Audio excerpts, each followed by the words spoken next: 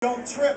I's don't mean F's and D's. See, we trying to prevent your child from struggling. See, we gave them D's and F's till they fall by the waistline and never overcome this. So they fall by the waistline, so no child left behind. From a government that seems so clearly, but act as if they blind, but I want my child left behind if he is in the grade. So you can put the D's and the F's back on the page so I can know when my child is failing. Because I's don't mean incomplete. It means 0 to 99% chance of failing. And I can hear the colleges now telling me that my child can't compete.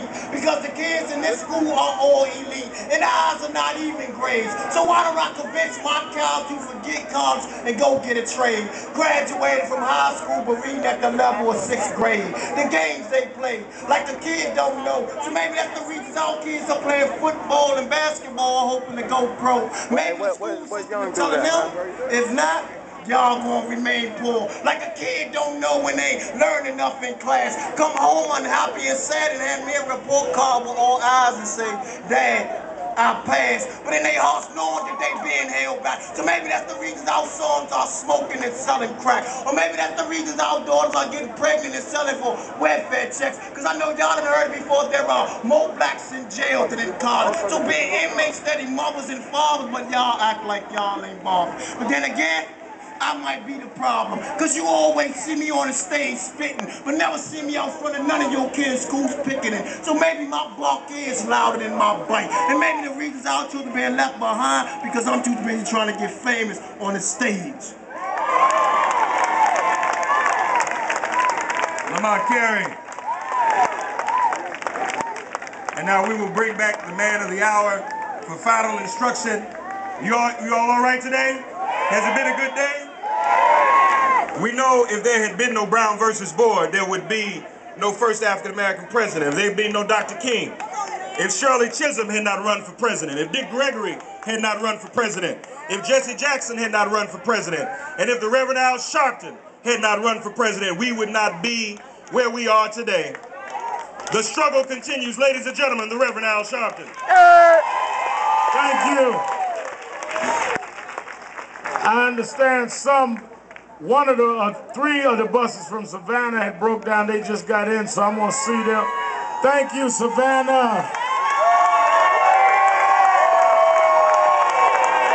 And some of the Atlanta buses just got in. I'm gonna go out and see them.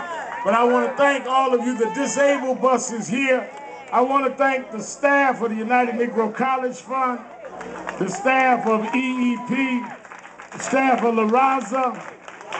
I want to thank the national staff of National Action Network. Y'all come up. Rachel Nordlinger, Communications, Decency, Tamika Mowry, General Counsel Michael Hardy, Field Director Reverend D. Vestoon, Southeast Region Director Talise Spate, Executive Assistant Kirsten Floyd, Damon Byam in the South, First Assistant Steve Marshall. Give National Action Network a big hand. And head of membership, my oldest daughter, who's only 14 months older than my youngest daughter, Dominique Shaprton. Vernon, thank you, Vernon, who helped organize here in the D.C. area. I want to acknowledge the Hope Charter School from Philadelphia is here. And I want to thank Perennial, Brother Lamel McMorris, who did such a wonderful job of production, Perennial. And I want to thank my choice of DC Teen of the Year, Ashley Etnan, who helped set everything up. Wave your hand, Ashley. November 2008, Bravon, we ready? Tell them what we got in 2008. November, we went from the outhouse. I heard a man say, what? Change. We can do it. Yes, we can.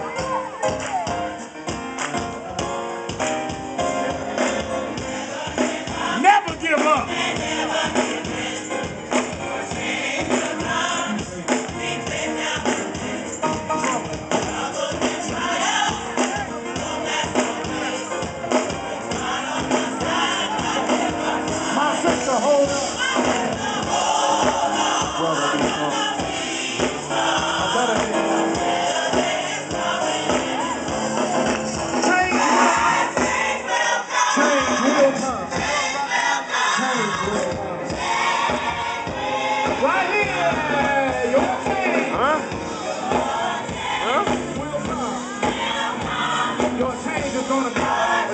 live.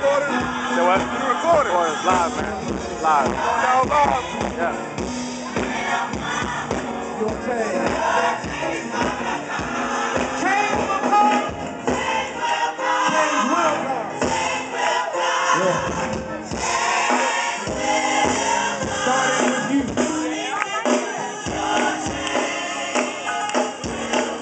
Your change will come. Starting with you.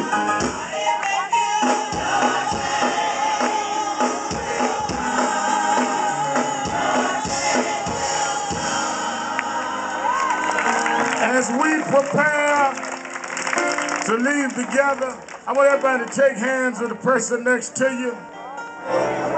We're going back now to our cities. We're going to run for school board. I want to do a national slate all over the country, Reverend Mark Thompson, for school boards.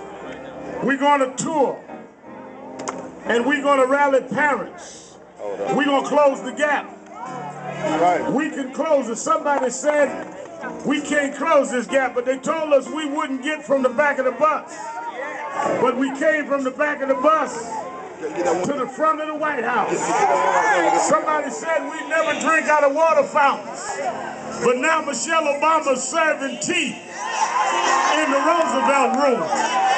Don't tell us what we can't do, because we come from people that took nothing and made something happen.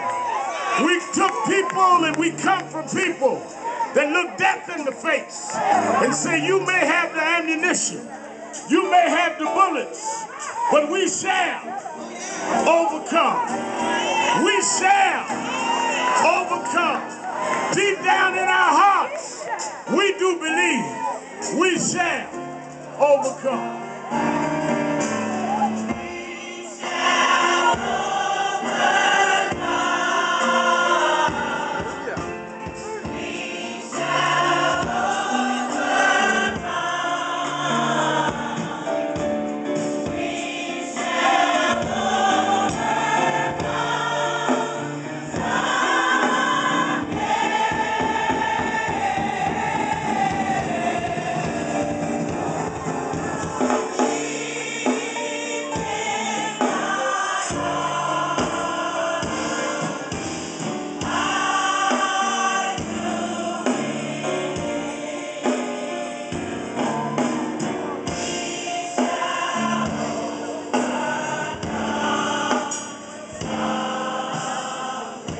Now, you know, we that in the younger than the 60th generation, we jazz it up a little bit. Come on.